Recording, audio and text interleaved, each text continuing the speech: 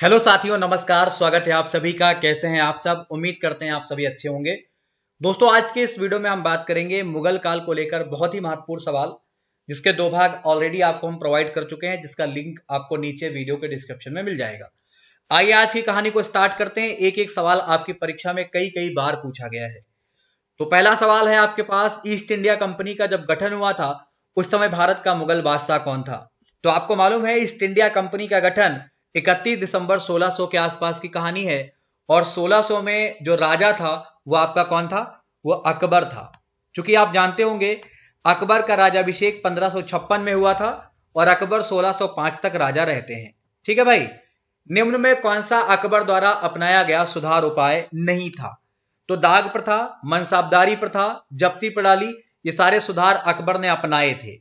इनमें से जो इक्ता प्रणाली है वो इल्तुतमिश की देन मानी जाती है और इसकी वजह से इल्तुतमिश काफी प्रसिद्ध हुए थे। अगला सवाल रहेगा, किसके शासनकाल में तुलसीदास ने रामचरितमानस लिखी है? तो आप जानते हैं राम भक्ति शाखा के एक बड़े अच्छे कवि हैं जिनका नाम है गोस्वामी तुलसीदास। ये अकबर के टाइम पीरियड के थे। 1574 में इन्होंने रामचरितमानस की रचना आरंभ की थी। तो ये चीज आपको याद रखनी है। और अकबर यहां पर भी आपको क्या करना है? टिक कर लेना है। क्लियर है? गुजरात में सैनिक सफलता प्राप्त करने वाला पहला मुगल शासक कौन माना जाता है? गुजरात में सैनिक सफलता प्राप्त करने वाला पहला मुगल शासक कौन माना जाता है? तो जब भी गुजरात विजय का नाम आता है आपके दिमाग में अकबर गूंजता है। अकबर ने 1572 में गुजरात विजय की थी। परंतु यहां पर सवाल है पहला मुगल शासक। तो मैं आपको बता दूं 1535-36 में गुजरात के शासक बहादुर शाह पर आक्रमण किया था। किसने किसने किया था? हुमायूं ने किया था। और हुमायूं ने उसे पराजित भी किया था। तो ये आपको ठीक प्रकार से याद रखना है। हुमायूं यहां पे आपका सही जवाब है। जहांगीर का अर्थ क्या होता है? जहांगीर का शाब्दिक जो शब्द का अर्थ होता है वो विश्व विजेता होता है। यहां पे आप क्या करिए, विश्व विजेता को टिक कर लीजिए और चीजें आप लोग जानते हैं। नेक्स्ट आइए, नूरजहां किस मुगल शासक की पत्नी मानी जाती है? नूरजहां मुगल बादशाह जहांगीर की पत्नी थी। इनका मूल नाम मेहरुनिसा था। तो यहां पे जो आपका आंसर होगा वो जहांगीर होगा, जो कि आपको ठीक प्रकार से याद होना चाहिए। अगला है, अब्दुल रहीम खाने खाना किसके गुरु का नाम माना जाता है? अब्दुल रहीम खाने खाना जो कि अकबर के दरबार में नौरत्नों में से एक थे, ये जहांगीर के गुरु माने जाते हैं। किसके? ये आपके जहांगीर के गुरु माने जाते हैं, जिसको आप ठीक प्रकार से याद रखिएगा। अगला सवाल है, निम्न में किन मुगल सम्राटों ने स्वयं अपनी आत्मकथा लिखी है? तो ये आपको बताना है। यहां पे बाबर और जहांगीर आपका सही हो जाएगा। बाबर और जहांगीर ने स्वयं अपनी क्या लिखी है? आत्मकथा लिखी है। बाबर ने तुर्की भाषा में अपनी आत्मकथा बाबरनामा और जहांगीर ने फारसी भाषा में तुझ के जहांगीरी लिखी है। जहांगीर के शासन के 16 वर्षों के बाद इतिहास में आज भी इसका नाम 16 वर्षों के बाद तक इसे ठीक से जाना गया। ठीक है भैया, आइए आगे बढ़ते हैं। चित्रकारी किसके शासनकाल के दौरान अपने उच्चतम स्तर तक पहुंची? चित्रकला किसके टाइम में टॉप पे थी? इसका जवाब भी आपका जहांगीर होगा। और आपको अगर नहीं मालूम है तो जान लीजिएगा कि जहांगीर के टाइम में बड़े अच्छे अच्छे चित्रकार थे, जिनमें दौलत, मनोहर, फारूक, विशनदास, अबुल हसन, मंसूर, ये सारे के सारे बड़े फेमस हुआ करते थे। हुमायूंनामा किसके द्वारा लिखा गया है? तो हुमायूंनामा गुलबदन बेगम के द्वारा लिखा गया है। बड़ा इंपॉर्टेंट है ये पुस्तक। इस पुस्तक में बाबर और हुमायूं की इतिहास का वर्णन मिलता है। हुमायूं की जीवनी का नाम हुमायूंनामा है, जो कि इनकी बहन का नाम है गुलबदन बेगम, उनके द्वारा लिखी गई है। ठीक है भाई। राजकुमार खुर्रम आगे चल के क्या बने? तो शाहजहां, आपको मालूम होगा शाहजहां का ही नाम खुर्रम था, जो आगे चल के शाहजहां बनते हैं। और शाहजहां जहांगीर के पुत्र होते हैं। ठीक है। इनका जो जन्म है वो 5 जनवरी 1592 लाहौर में माना जाता है। चलिए नेक्स्ट। इंग्लैंड के तत्कालीन राजा जेम्स प्रथम द्वारा जहांगीर के शाही दरबार में राजदूत के रूप में सर्वप्रथम लिखा है। यहां पे इस बात पे विशेष फोकस करिएगा। सबसे पहले किसको भेजा गया था? तो विलियम हॉकिंस जहांगीर के दरबार में ब्रिटिश राजा जेम्स प्रथम का राजदूत था। सवाल नंबर 12 के उत्तर की अगर हम बात करते हैं तो यहाँ पे आपका क्या आंसर हो जाएगा? जॉन हॉकिंस हो जाएगा, जो कि आपको बढ़िया से याद होना चाहिए, भूलेंगे नहीं आप इसको। किस मुगल शहंशाह ने तंबाकू के प्रयोग पर निषेध लगा दिया, मतलब रोक दिया? तो आपको मालूम है कि जहांगीर जब राजा बनते हैं, यहां पहले इसको टिक कर लिया जाए, जहांगीर जब राजा बनते हैं तो 12 अध्यादेश जारी करते हैं। उसी में एक आदेश ये भी था कि शराब और अन्य मादक पदार्थों की बिक्री और निर्माण पर पूरी तरीके से रोक लगा दिया जाए। 1606 ईस्वी में जहांगीर को सर्वप्रथम किसके विद्रोह का सामना करना पड़ा?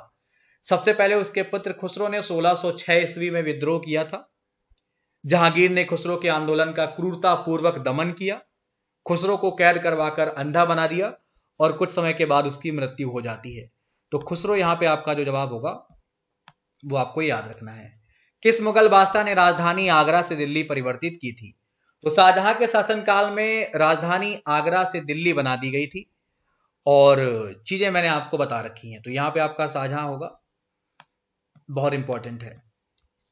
राजकुमार खुर्रम आगे चल के शाहजहां कहलाए, ये हम आपको पहले ही बता चुके हैं, तो ये आपके लिए रिपीटेड सवाल हो जाएगा, पुनः आ गया है।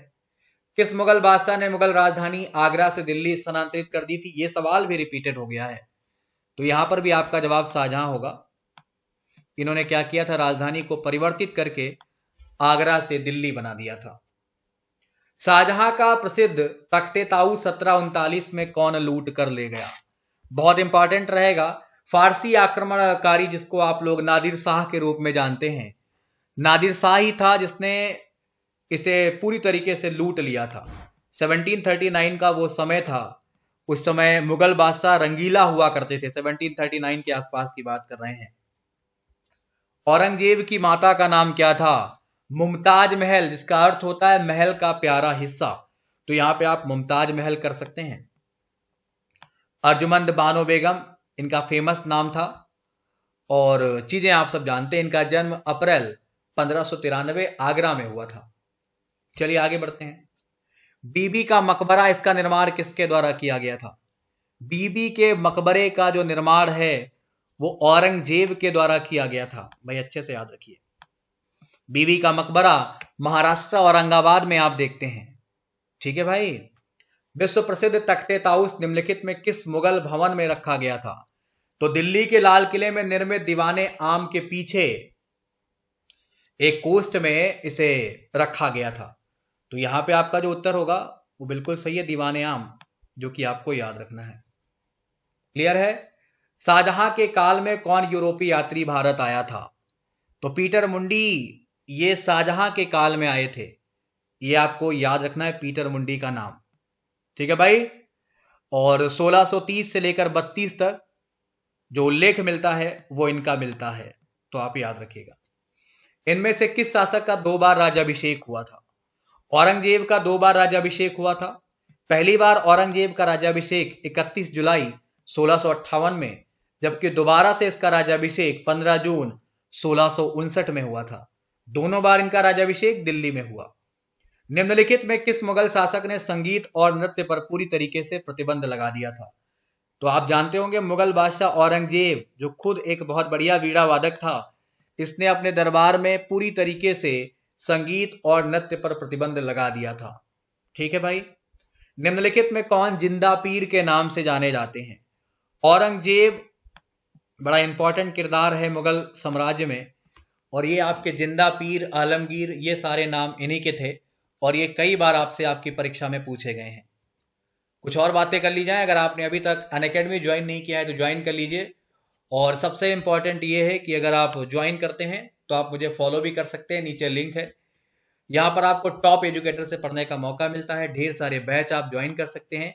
ये मेरा कोड है जिसके द्वारा आप प्लस ज्वाइन करते हैं तो आपको मेरी डिटेल क्लास करने को मिलती है। यहाँ पर आपके पास फ्री क्लास करने के ऑप्शन है, ढेर सारे बैच स्टार्ट हो चुके हैं जहां पर आपके सिलेबस को ध्यान में रखते हुए चीजें कराई जाती हैं। डाउट क्लियरिंग क्लास, ढेर सारे नोट्स, बहुत अच्छे अच्छे ऑप्शंस, और ये आपके प्लस के बहुत नॉर्मल से चार्ज। तो आज ही ज्वाइन करिए प्लस, और आज ही अपने सिलेक्शन को मजबूत करिए। मुलाकात करेंगे आपसे नेक्स्ट वीडियो में, फिलहाल के लिए इतना ही। धन्यवाद, नमस्कार, बाय बाय।